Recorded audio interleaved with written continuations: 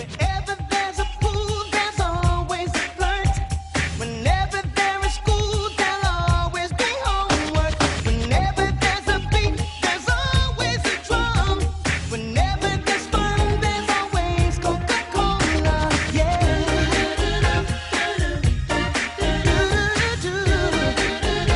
Always Coca-Cola. Leads the United Self-Defense Group of Colombia.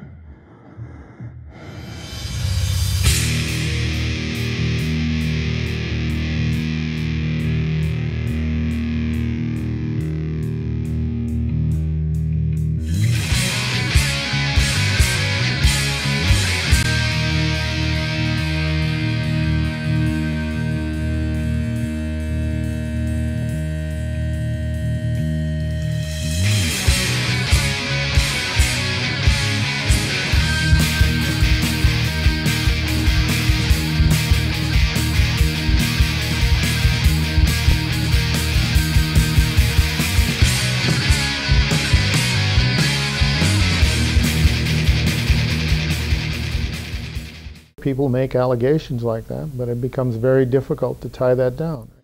First of all, how did the university's affiliation with Coke even start? And how long has the contract been in place? Maybe 4 years now. I think it was signed by the Vice President for Administration and Finance as a result of an RFP that went out to vendors, and anybody who wanted to submit a bid could do so. Bob Derringer is the Vice President for Administration and Finance at the University of Montana. As mentioned earlier, since 1990, 8 Coca-Cola factory workers have been murdered in Colombia.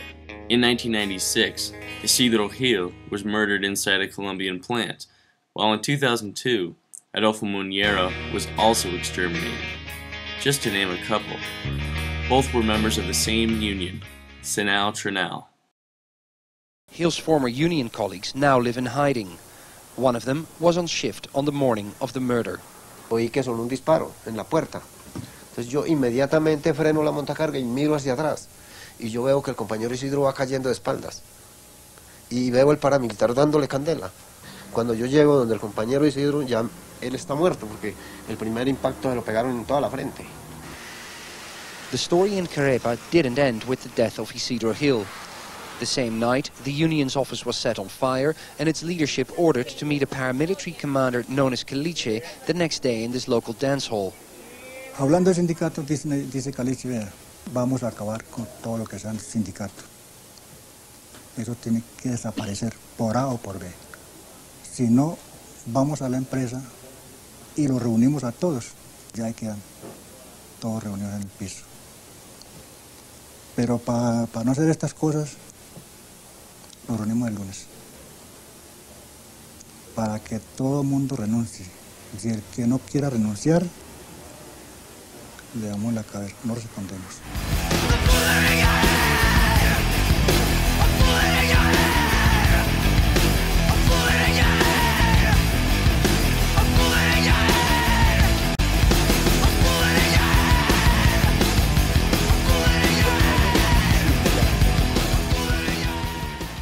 Los trabajadores ese mismo día, vía telefónica, me notifican de la situación y yo lo que le digo es que por encima de estar sindicalizados ellos tienen es que proteger su vida, que deben renunciar porque no le dejan otra opción. ¿Sí?